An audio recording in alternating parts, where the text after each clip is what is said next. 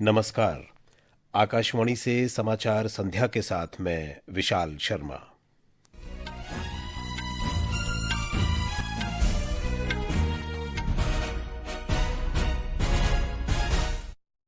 मुख्य समाचार। प्रधानमंत्री नरेंद्र मोदी ने भगवान बिरसा मुंडा की 150वीं जयंती पर गुजरात में 9,700 करोड़ रुपए से अधिक लागत की विकास परियोजनाओं का उद्घाटन और शिलान्यास किया। प्रधानमंत्री ने जनजातीय समुदायों पर हो रहे अन्याय को समाप्त करने और उनके लिए विकास के लाभ सुनिश्चित करने का सरकार का संकल्प दोहराया। बिहार में सरकार गठन के लिए राष्ट्रीय जनतांत्रिक गठबंधन के सहयोगी दलों के नेताओं ने चर्चा शुरू की। यूक्रेन ने रूस के शहर नोवोरोसिस्क में प्रमुख तेल टर्मिनल पर हमला किया। जवाब में रूस ने ड्रोन और मिसाइलें दागी। गोवा में फिडे शतरंज विश्व कप में भारतीय ग्रैंडमास्टर अर्जुन एरिगैसी 2 बार के चैंपियन लेवोन एरोनियन को हराकर क्वार्टर फाइनल में पहुंचे और कोलकाता में भारत के साथ पहले क्रिकेट टेस्ट मैच के दूसरे दिन दक्षिण अफ्रीका ने अपनी दूसरी पारी में 93 रन पर 7 विकेट गंवाए।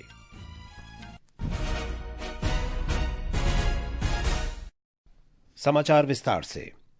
प्रधानमंत्री नरेंद्र मोदी ने आज गुजरात के जनजातीय बहुल नर्मदा जिले के डेडियापाड़ा कस्बे में 9,700 करोड़ रुपए से अधिक लागत की विकास परियोजनाओं का उद्घाटन और शिलान्यास किया। ये परियोजनाएं बुनियादी ढांचे, स्वास्थ्य, शिक्षा और विरासत पर केंद्रित हैं। ये परियोजनाएं जनजातीय गौरव दिवस के अवसर पर महान जनजातीय नेता और स्वतंत्रता सेनानी भगवान बिरसा मुंडा की 150वीं जयंती के उपलक्ष्य में शुरू की गई हैं। इस अवसर पर आयोजित समारोह में प्रधानमंत्री ने कहा कि इस पावन अवसर पर हमें सबका साथ सबका विकास के मंत्र को मजबूत करने का संकल्प लेना चाहिए। आज भगवान बिरसा मुंडा की 150वीं जयंती के इस पावन अवसर पर भगवान बिरसा मुंडा को प्रणाम करता हूँ। आज यहाँ देश के विकास और जनजातीय कल्याण से जुड़े कई प्रोजेक्ट का लोकार्पण और शिलान्यास हुआ है। पीएम जनमन और अन्य योजनाओं के तहत यहाँ 1 लाख परिवारों को पक्के घर दिए गए हैं। बड़ी संख्या में एकलव्य मॉडल स्कूलों और आश्रम स्कूलों का लोकार्पण एवं शिलान्यास किया गया है। श्री मोदी ने कहा कि जनजातियों का कल्याण हमेशा से उनकी सरकार की सर्वोच्च प्राथमिकता रही है। प्रधानमंत्री ने जनजातीय समुदायों के साथ हो रहे अन्याय को समाप्त करने और विकास का लाभ उन तक पहुंचाने के लिए सरकार के अटूट संकल्प की पुष्टि की। उन्होंने कहा कि जनजातीय गौरव हजारों वर्षों से भारत की चेतना का अभिन्न अंग रहा है। जनजातीय गौरव हजारों वर्षों से हमारे भारत की चेतना का अभिन्न हिस्सा रहा है। जब जब देश के सम्मान, स्वाभिमान और स्वराज की बात आई तो हमारा आदिवासी समाज सबसे आगे खड़ा हुआ। हमारा स्वतंत्रता संग्राम इसका सबसे बड़ा उदाहरण है। आदिवासी समाज से निकले कितने ही नायक नायिकाओं ने आजादी की मशाल को आगे बढ़ाया। एक अन्य कार्यक्रम में प्रधानमंत्री ने बिहार विधानसभा चुनाव में राष्ट्रीय जनतांत्रिक गठबंधन को ऐतिहासिक जीत दिलाने के लिए बिहार की जनता का आभार व्यक्त किया। सूरत में रहने वाली बिहारी समुदाय को संबोधित करते हुए उन्होंने बिहार के मतदाताओं की प्रशंसा की। बिहार आज दुनिया भर में छाया हुआ है। दुनिया में कहीं जाइए बिहार की टैलेंट आपको नजर आएगी और ऐसा बिहार अब विकास में नई ऊंचाई को प्राप्त करने का मिजाज दिखा रहा है। इस चुनाव में उस मिजाज के दर्शन हुए हैं। बिहार की माताएं, बहनें और बिहार के नौजवान, महिला, युवा, ये एक ऐसा माई कॉम्बिनेशन बना है जिसने आने वाले अनेक दशकों की राजनीति का नींव मजबूत कर दी है। इससे पहले दिन में श्री मोदी ने Mumbai Ahmedabad high speed rail corridor की प्रगति की समीक्षा करने के लिए गुजरात के सूरत में निर्माणाधीन बुलेट ट्रेन स्टेशन का दौरा किया। राष्ट्र आज भगवान बिरसा मुंडा की 150वीं जयंती के उपलक्ष्य में जनजातीय गौरव दिवस मना रहा है। केंद्र सरकार ने जनजातीय इतिहास को जीवित रखने के महत्व को समझते हुए 15 नवंबर को जनजातीय गौरव दिवस के रूप में घोषित किया है। एक रिपोर्ट। पिछले 10 वर्षों में आदिवासी विकास का सपना अब एक राष्ट्रीय मिशन बन गया है। आदिवासी समुदायों पर होने वाले खर्च 2014 के 24,000 करोड़ रुपए से बढ़कर 2024-25 में 1,25,000 करोड़ रुपए हो गया है। आज 42 मंत्रालय अनुसूचित जनजाति विकास कार्य योजना के तहत शिक्षा, स्वास्थ्य, रोजगार, कौशल विकास और स्वच्छता जैसे क्षेत्रों में 200 से अधिक योजनाएं चला रहे हैं। पीएम जनमन मिशन के तहत अब तक 90,000 पक्के घर बनाए गए हैं और 92,000 से अधिक घरों में बिजली पहुंचा दी गई है। इसी मिशन के अंतर्गत 700 मोबाइल मेडिकल यूनिट्स की अनुमति भी दी गई है। वहीं करीब 6,700 गांवों में पाइप से पानी की सुविधा शुरू हो गई है और 1,000 आंगनवाड़ी केंद्र अब कार्यरत हैं। जनजातीय समूहों की शिक्षा पर भी सरकार विशेष ध्यान दे रही है। इस क्षेत्र में पिछले 10 सालों में 22,000 करोड़ रुपए से अधिक की छात्रवृत्ति दी गई है। आदर्श की रिपोर्ट के साथ अक्षित वैद्यान, आकाशवाणी समाचार, दिल्ली। ये समाचार आकाशवाणी से प्रसारित किए जा रहे हैं। ताजा समाचार जानने के लिए आप हमारे social media handle x@AIR News Hindi को फॉलो कर सकते हैं।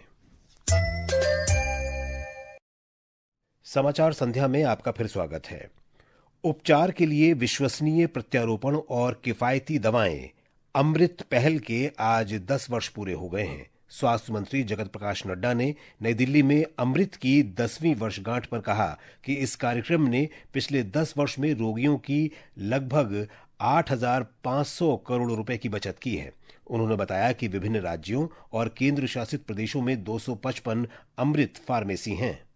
10 years of journey. अमृत के साथ भावनात्मक रूप से जुड़े हुए हमें 10 वर्ष हो गए हैं और मुझे इस बात की खुशी भी है कि मैं अमृत के माध्यम से व्यापक जन सेवा कर पा रहा हूं। इसके लिए मैं HLL को भी बधाई देना चाहता हूं। ये सार्वजनिक क्षेत्र में HLL द्वारा किए गए अच्छे प्रयासों में से एक है। मुझे बताया गया है कि अब हमारे पास 255 फार्मेसीज हैं। Now we have got 255 pharmacies.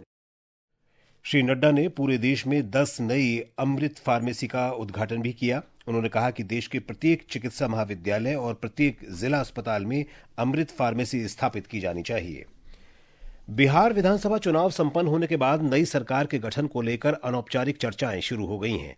आज केंद्रीय मंत्री और लोक जनशक्ति पार्टी रामविलास के प्रमुख चिराग पासवान ने जनता दल यूनाइटेड के अध्यक्ष और मुख्यमंत्री नीतीश कुमार से मुलाकात की। उन्होंने कहा कि मुख्यमंत्री के साथ उनकी कई मुद्दों पर चर्चा हुई। हिंदुस्तानी अवाम मोर्चा के राष्ट्रीय अध्यक्ष संतोष सुमन ने भी मुख्यमंत्री नीतीश कुमार से मुलाकात की। श्री सुमन ने कहा कि नीतीश कुमार गठबंधन के सर्वसम्मत नेता हैं।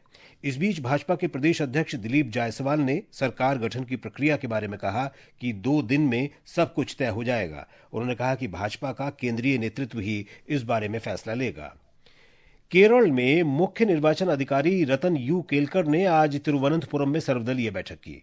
उन्होंने कहा कि केरल में 85% गणना प्रपत्र पहले ही वितरित किए जा चुके हैं। हालांकि शहरी क्षेत्रों में प्रपत्र का वितरण धीमी गति से हो रहा है। उन्होंने आग्रह किया कि इसके वितरण के लिए BLO की सहायता सुनिश्चित की जाए। श्री केलकर ने यह भी कहा कि जिन लोगों को अभी तक ये प्रपत्र नहीं मिले हैं उनके लिए विशेष अभियान चलाया जाए। सरकार ने अज्ञात इलेक्ट्रॉनिक बाधा के कारण 2 घंटे में भारतीय वायुसेना के 3 विमानों के दुर्घटनाग्रस्त होने के पाकिस्तानी समर्थक हैंडल के झूठे दावे का खंडन किया है। पत्र सूचना कार्यालय की तथ्य जांच इकाई ने इस दावे को झूठा बताते हुए कहा कि भारतीय वायुसेना ने आधिकारिक रूप से स्पष्ट किया है कि ये भारतीय वायुसेना का प्रशिक्षण विमान था जो एक नियमित प्रशिक्षण मिशन के दौरान दुर्घटनाग्रस्त हुआ था। सरकार ने नागरिकों से ऐसी गलत सूचनाओं से सावधान रहने और उन पर विश्वास करने या उन्हें साझा करने से पहले आधिकारिक स्रोतों से पुष्टि करने का भी आग्रह किया है। भारतीय वायुसेना कल से फ्रांस में द्विपक्षीय हवाई अभ्यास गरुड़ 25 के 8वें संस्करण में भागीदारी करेगी। ये 27 नवंबर तक French air and space force के साथ ये अभ्यास करेगी। रक्षा मंत्रालय ने कहा कि इस अभ्यास का उद्देश्य वास्तविक परिचालन वातावरण में रणनीति और प्रक्रियाओं में सुधार करना है। यूक्रेन के कल रात रूस पर हमले में वहां के बंदरगाह शहर नोवोरोसिस्क में एक प्रमुख तेल टर्मिनल के बुनियादी ढांचे को नुकसान पहुंचा है। दोनों देशों ने इस हमले की पुष्टि की है। एक रिपोर्ट।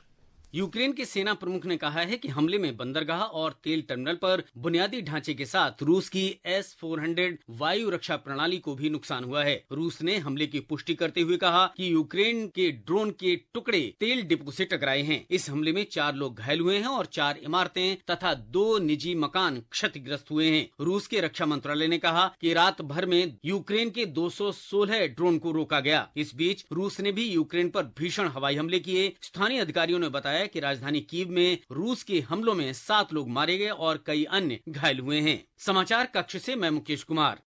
ये समाचार हमारी वेबसाइट www.newsonair.gov.in और हमारे न्यूज ऑन एआईआर ऐप पर भी उपलब्ध हैं।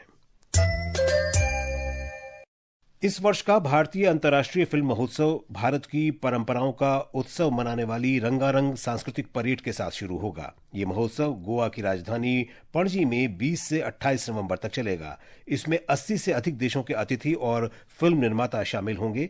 महोत्सव में भारत और विदेशों की 270 से अधिक फिल्में प्रदर्शित की जाएंगी। सबसे पहले ब्राजील की फिल्म द ब्लू ट्रेल का प्रदर्शन होगा।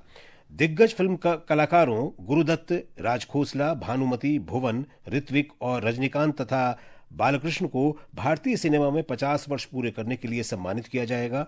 सूचना और प्रसारण राज्य मंत्री एल मुरुगन ने महोत्सव पर संवाददाता सम्मेलन को संबोधित किया। उन्होंने कहा कि इसमें वेव्स फिल्म बाजार और युवा रचनाकारों, महिला निर्देशकों और आर्टिफिशियल इंटेलिजेंस संचालित फिल्म निर्माण में नए प्रयोगों को सहयोग देने के लिए विशेष मंच भी शामिल होंगे। इंटरनेशनल फिल्म फेस्टिवल इस बार एक विशेष परेड का आयोजन किया गया है, जिसमें विभिन्न राज्यों और गोवा सरकार के विभागों की करीब 34 झांकियां होंगी। ये झांकियां क्षेत्रीय कला, संस्कृति और अन्य अनूठी परंपराओं को प्रदर्शित करेंगी। इनके द्वारा भारतीय लोकाचार, पद्धतियों और देश की समृद्ध संस्कृति प्रस्तुत की जाएगी। दिल्ली मेट्रो रेल कॉरपोरेशन ने कहा है कि लाल किला मेट्रो स्टेशन के गेट नंबर 2 और 3 अब यात्रियों के लिए खोल दिए गए हैं। एक सोशल मीडिया पोस्ट में डीएमआरसी ने कहा कि बाकी सभी स्टेशन सामान्य रूप से चालू हैं। सोमवार को दिल्ली में लाल किला के पास एक कार में हुए विस्फोट के बाद लाल किला मेट्रो स्टेशन को बंद कर दिया गया था। भारतीय प्रतिभूति और विनिमय बोर्ड सेबी के अध्यक्ष तुहिन कांत पांडे ने देश के पूंजी बाजारों में भारतीय निवेशकों के बढ़ते भरोसे का उल्लेख किया है। नई दिल्ली में भारत अंतर्राष्ट्रीय व्यापार मेला 2025 में उन्होंने कहा कि अक्टूबर 2025 तक भारत में लगभग 13 करोड़ 60 लाख निवेशकों के 21 करोड़ से अधिक डीमैट खाते हैं, जो बाजार पर भरोसे का संकेत हैं। मौसम विभाग ने तमिलनाडु, पुदुचेरी और कराईकाल में अलग अलग स्थानों पर कल बहुत तेज वर्षा का ऑरेंज अलर्ट जारी किया है। अगले 2-3 दिन के दौरान केरल और माहे में भी तेज वर्षा की संभावना है। छत्तीसगढ़, पूर्वी राजस्थान, झारखंड, महाराष्ट्र, मध्य प्रदेश, मराठवाड़ा और उत्तर प्रदेश में कल शीतलहर की स्थिति रहेगी। इस बीच राष्ट्रीय राजधानी क्षेत्र दिल्ली में वायु गुणवत्ता बहुत खराब श्रेणी में बनी हुई है। और अब रुख करते हैं खेल के मैदान का। फिडे शतरंज विश्व कप प्रतियोगिता में भारत के ग्रैंड मास्टर अर्जुन एरिगेसी ने आज 2 बार के चैंपियन लेवोन आरोनियन को हराकर क्वार्टर फाइनल में जगह बना ली है। अर्जुन ने पहला मुकाबला ड्रॉ खेला, लेकिन दूसरे मुकाबले में उन्होंने शानदार जीत दर्ज की। वहीं पेंताला हरिकृष्णा ने जोस मार्टिनेज के साथ लगातार दूसरा क्लासिकल मुकाबला भी ड्रॉ किया। टाई ब्रेकर के लिए मुकाबले कल खेले जाएंगे। भारत और दक्षिण अफ्रीका के बीच पहले टेस्ट मैच के दूसरे दिन का खेल समाप्त होने तक दक्षिण अफ्रीका ने 93 रन पर 7 विकेट गंवा दिए। इससे पहले बल्लेबाजी करते हुए पहली पारी में भारतीय टीम ने 189 रन बनाए। भारत को 30 रन की बढ़त हासिल है। और अब अंत में मुख्य समाचार एक बार फिर। प्रधानमंत्री नरेंद्र मोदी ने भगवान बिरसा मुंडा की 150वीं जयंती पर गुजरात में 9,700 करोड़ रुपए से अधिक लागत की विकास परियोजनाओं का उद्घाटन और शिलान्यास किया। प्रधानमंत्री ने जनजातीय समुदायों पर हो रहे अन्याय को समाप्त करने और उनके लिए विकास के लाभ सुनिश्चित करने का सरकार का संकल्प दोहराया। बिहार में सरकार गठन के लिए राष्ट्रीय जनतांत्रिक गठबंधन के सहयोगी दलों के नेताओं ने चर्चा शुरू की। यूक्रेन ने रूस के शहर नोवोरोसिस्क में प्रमुख तेल टर्मिनल पर हमला किया। जवाब में रूस ने ड्रोन और मिसाइलें दागी। गोवा में फिडे शतरंज विश्व कप में भारतीय ग्रैंड मास्टर अर्जुन एरिगेसी, 2 बार के चैंपियन लेवोन एरोनियन को हराकर क्वार्टर फाइनल में पहुंचे और कोलकाता में भारत के साथ पहले क्रिकेट टेस्ट के दूसरे दिन दक्षिण अफ्रीका ने दूसरी पारी में 93 रन पर 7 विकेट गंवाए। इसके साथ ही समाचार संध्या का ये अंक समाप्त हुआ। नमस्कार।